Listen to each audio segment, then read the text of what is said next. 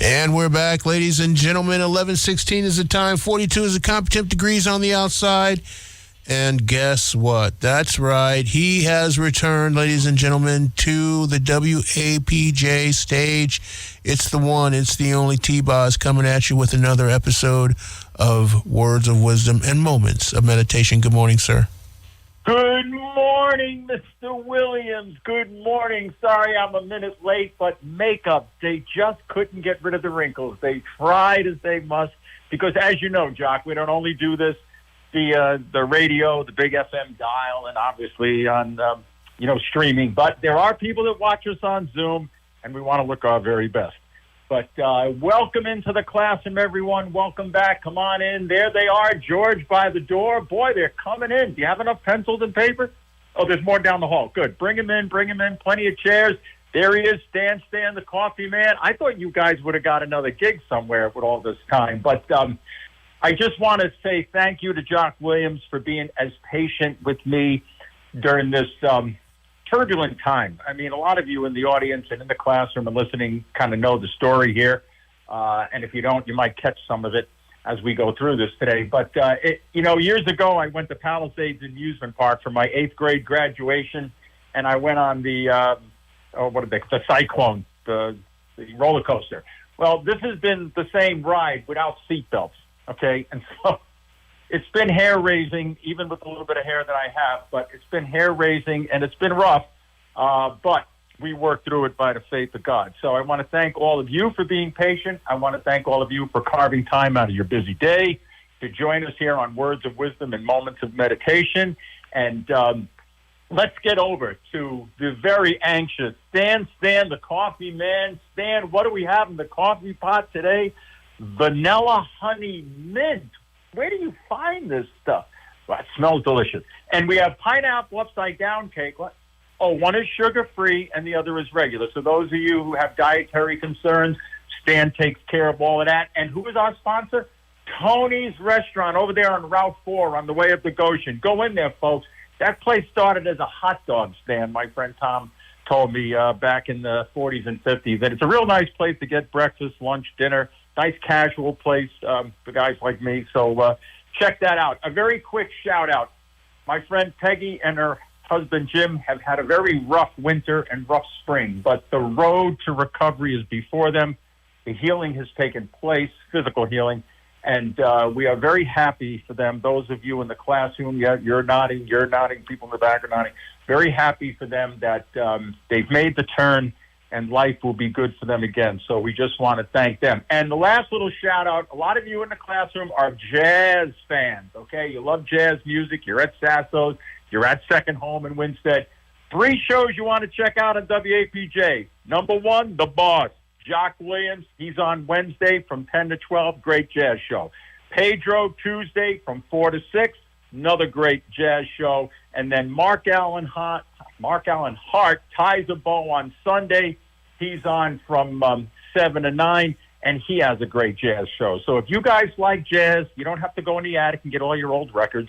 Just put on WAPJ, and you will have it. All right, let's get to our format. What I'm going to do is a 3-part series. This is going to be over the next 3 Thursdays, and we're going to be talking about emotional healing, not so much physical, but emotional. And the emotional is going to be more, these 3 shows are probably going to be geared more, so other people can use it, more toward divorced, widowed, separated, and people who've had long-term relationships like myself that have ended. So these 3 shows are going to be geared toward that. If you have lost someone through death or something, you might be able to get some value out of this, but I think this was more geared at the request of my friend, Thankful Charlie. Those of you who know, we have the students. Charlie is always very thankful, and he said to me, Boz, after a long conversation one night, you need to do a three series with this. So with his suggestion, that's what we're going to do. So the way this is going to break down is this week is going to be, we're going to talk about, as you go through the emotional healing, trusting and acceptance. Then next week, we're going to talk about ruminating and getting professional therapy, the importance of that. That's a big one. And then the third week the title will be No Guarantees and Forgiveness. Okay, so that's the way it's going to break down. If you can't listen to the show live, Jock will tell you at the end of this that they have the archives. They hold shows for 2 weeks, and you can catch it. But try to listen to all three because they all are going to kind of go together. All right, we're going to start with Harry Cruz. And he says, there is something beautiful about a scar of whatever nature, okay? Something beautiful about a scar. It says the hurting is over. Now, I know a lot of you in this room have scars, okay? And some of them are fresh, like mine. And they hurt. But what we have to do, because I'd imagine that most people in this room are over the age of 50. Yeah, this room right over here. Come on, you can sit right here. Good, thank you. So you're over 50. Look back over your life as you're going through this tough time. You have gotten through stuff before. Boom. You have gotten over mountains before. Boom. You have gotten through the crap before. Right? What does Winston Churchill say? When you're going through hell, keep on going. All right? So we don't always have to have English quotes anymore, but we'll throw that one in there. It fits. But you guys have been through stuff, right? And so what you're going through now, you will get through. So the scar, the beauty of the scar, it shows that the hurting is over. So though you may have hurt now, you will come to the point when it'll be a scar, and it'll be a way of telling you that God was always with you and that you can accomplish. Remember, nothing is impossible with God. We look down to our next statement, and it says, our value is never given to us by another person. Bing, bang, boom. Too many of us in relationships, I don't care if it's marriages, going steady, could be a business relationship, family thing. Your net worth, your self-worth is not derived from another human being. They are impossible to be able to do that for you. The only person that you get your worth from is God. Finished. It says in Jeremiah, I knew you when I knit you in the womb. God has a plan for you. John, Paul, George, and Ringo, we're going to be the Beatles, okay? No matter how you slice it, that's what they were going to do. But just because you're a painting contractor, a fertilizing contractor, radio DJ, a talk show host, an aquatic therapist, a school teacher, does not diminish your purpose and your importance in the plan that God has for this earth, for life. But too many of us put our worth in what other people think of us, or we fall into the sin of idolatry, and we feel that we get our worth from someone else. No one can give you your worth. You are worthy before you married that woman or guy, before you met that person, before you started that business. You had worth, and you still have it today, even though you hurt a little bit. Let's look at Proverbs 3, verse 5. So the first part of today's class is trusting. So we're in the trusting mode. Proverbs 3, verse 5. Everyone knows this one. You can recite it with me. Trust in the Lord with all your heart and lean or rely, depends on what translation you're listening to, and lean not on your own understanding. Trust in God totally as you're going through this. But also, He's the only person you can fully trust. Now, I know I'm going to get a lot of phone calls and text messages over this. Trust me, if you know me, I'll disappoint you. I'm human, okay? I'm born in a sinful world. I'm born into sin. Only one person can redeem that sin. So even though some of you are in long-term marriages, long-term relationships, I trust. Trust. I'm not saying don't trust, but realize that total trust is in God. Proverbs 3, verse 5 doesn't say trust in the Lord with all your heart and your spouse. It says God. So if you want to have a successful relationship, or you're coming out of one and you're working through it, your total trust is in God. Jesus hung on the cross for 6 hours, beaten to smithereens. The chastisement of the world was cast upon him.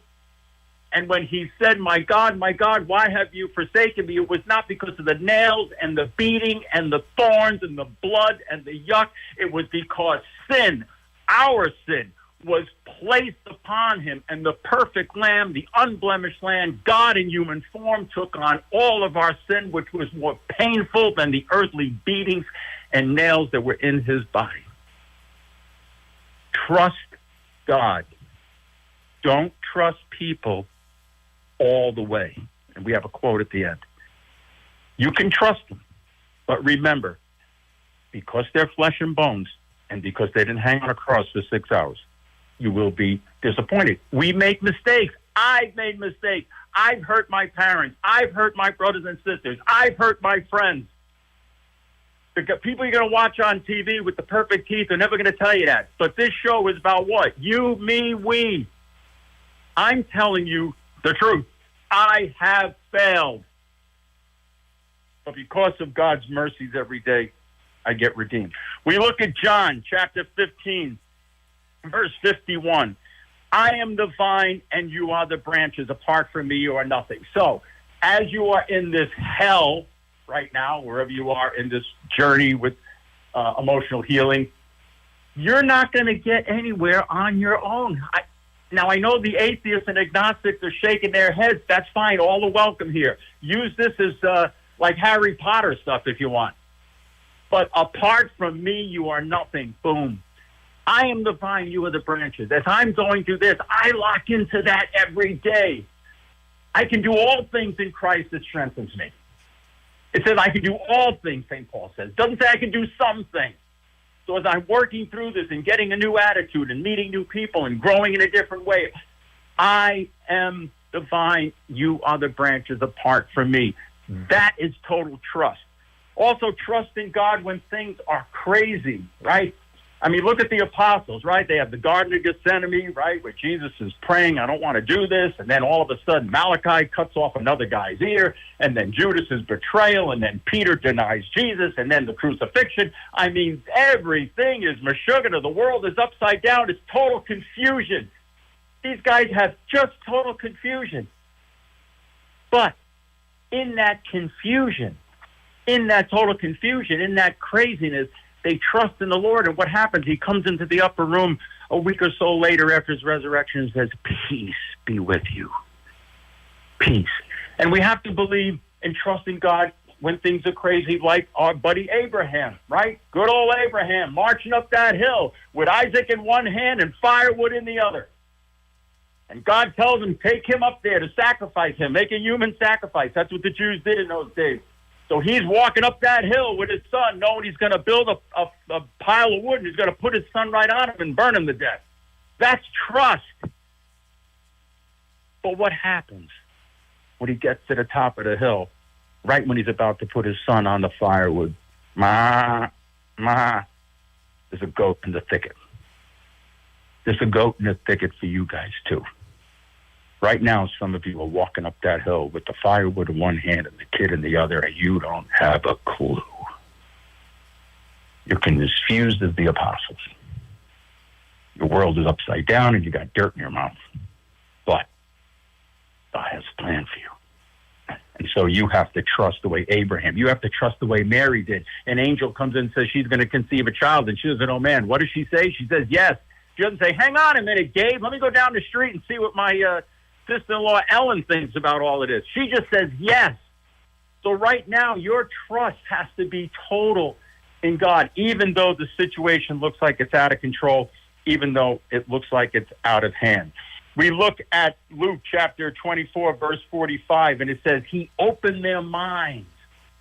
Our minds need to be open. Right now, you know, you're hurt, and so you want to side with the devil. I'm going to do this. I'm going to do that. I'm going to retaliate. Trust me. Guess what? The guy who's talking to all you, that's what he wanted to do. I am human, a sinner. But God opened my mind. And a lot of you out there shaking your head. I was going to do certain things. I was almost up to the plate going to do it. Guess what? I backed off. Why? Because Jesus opened my mind. Just what he did to the apostles when they were going through all that confusion with Judas and Jesus being crucified.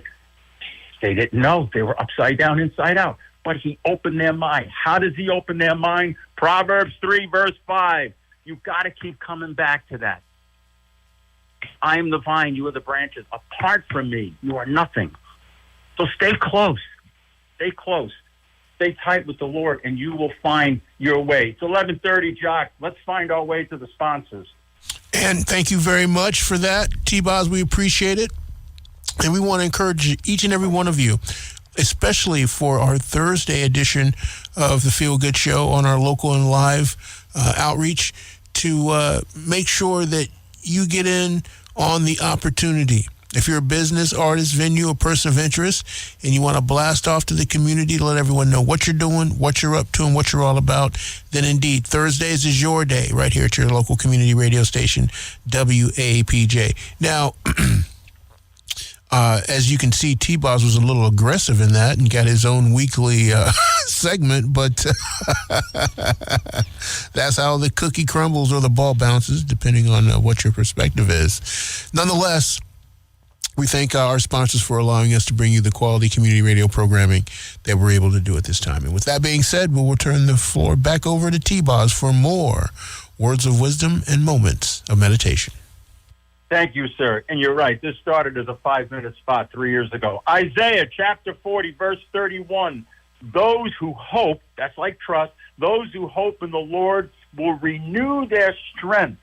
Okay, will renew their strength. It says in Revelation, behold, I make all things new. So you're hoping, you're trusting the Lord to renew your strength. Some of you right now say, I don't have the strength. Some of you are saying, I can't get out of the house. Some of you are saying, I can't get out of bed. Some of you are saying, I can't go to the dance. The Lord renewed my strength. I go to the dances. I face the foe, and I face it head on. Why? Because I can do all things in Christ that strengthens me. So Isaiah is echoing that, okay? Those who hope in the Lord will renew. So in other words, you already have strength, right? When you renew something, it means you already had it. So you have the strength. Don't tell me you don't have the strength. Don't tell me the strength isn't there. You have it because it says in Isaiah, I will renew it, which is like to restore and to bring it back. We look at what Warren Buffett says about trust. Very interesting. He says, trust is like the air we breathe, like oxygen. When it's present, no one notices. When it's absent, everyone notices. Trust in God is important.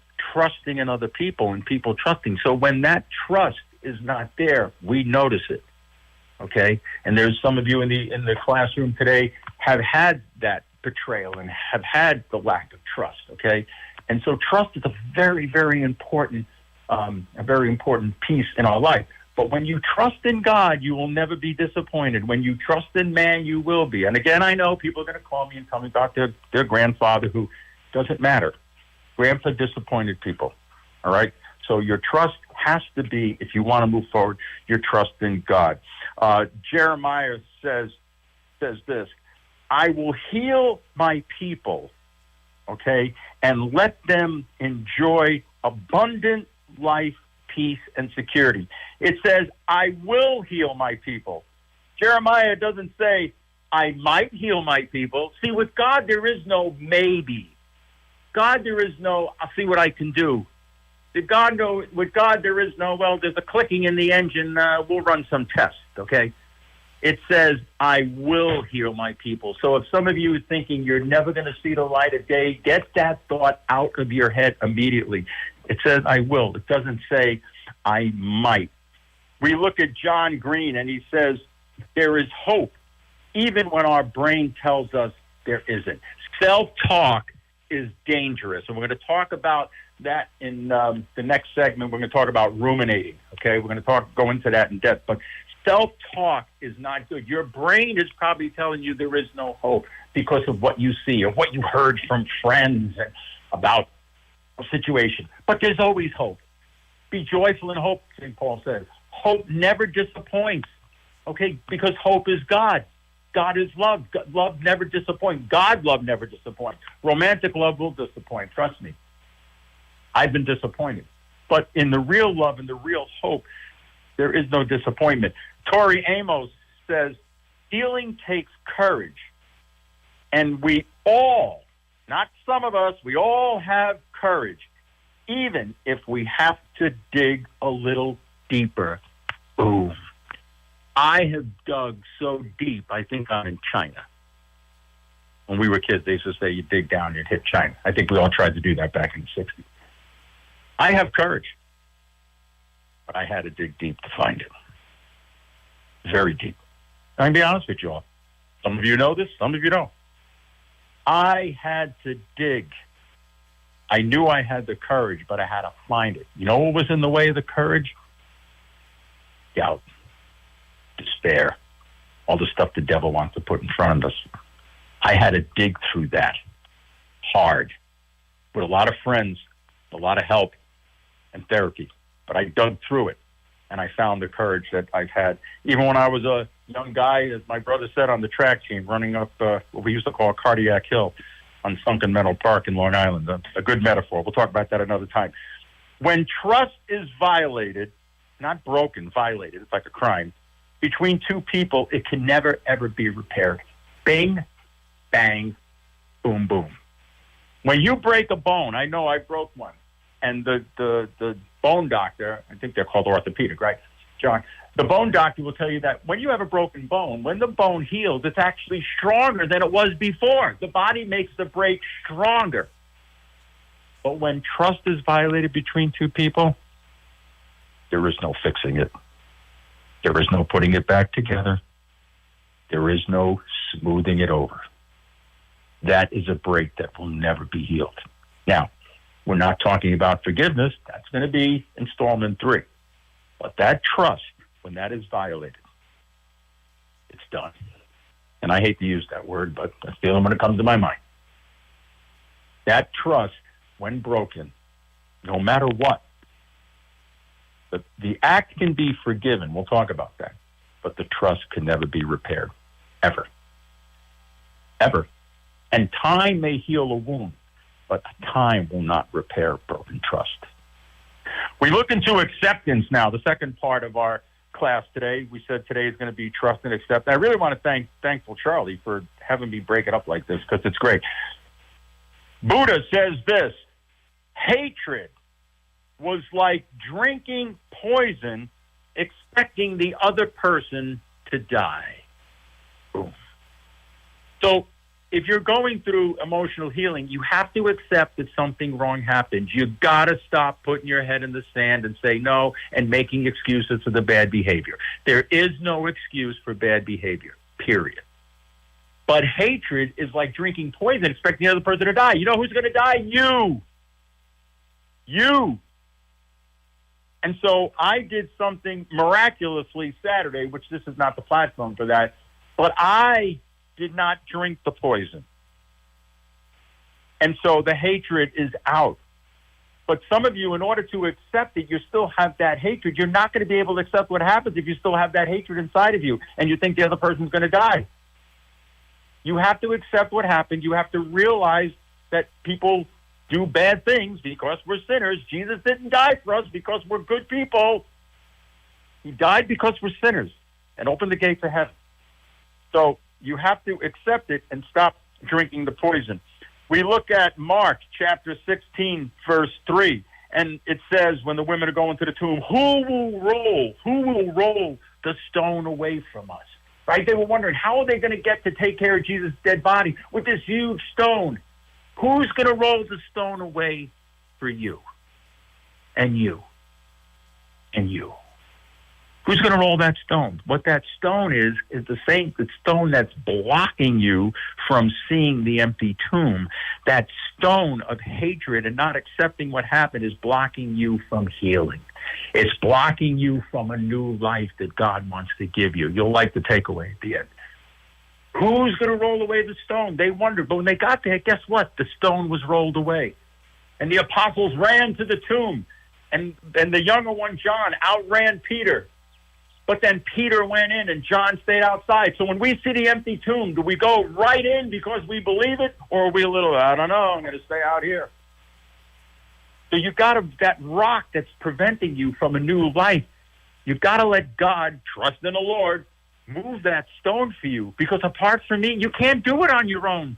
Not me, meaning myself, God. You can't move the rock on your own. Trust me, I tried. It doesn't work. It doesn't work. We look at Emery Lord. I love this quote. And he says, my darkest days made me stronger. Or maybe I was already strong and they made me prove it. Boom. You're already strong. Those of you sitting there nodding, shaking your head, no, Tommy, you don't understand my situation. You don't understand my circumstances. I do understand your circumstances. I said when my wife died, I was so far down, I had to look up to see hell. Guess what? I was in the same spot again. I know your circumstances. I've spoken to all of you. I know it. I listen. But your darkest days, you were already strong. Right? And I always use the story about the Wizard of Oz, right? She always had the power to go back to Kansas, but she had to find it on her own. You have the strength. It's already there, like Henry Lord says. My darkest days made me stronger, but I already had it. We look, as we work through acceptance, we're almost at the end. We look at James chapter 3, verse 11, and it says, both fresh water and salty water can run from the same spring. What does that mean? A lot of you in a relationship are saying, well, I can't believe Henry, when I met him 10 years ago, it was like this, or I can't believe Betty, how could it be something? We're human. We change, we make bad decisions, right? Father Dave up at the Holy Family, the choices you make you, okay? Choices are made. Some are good, some are bad.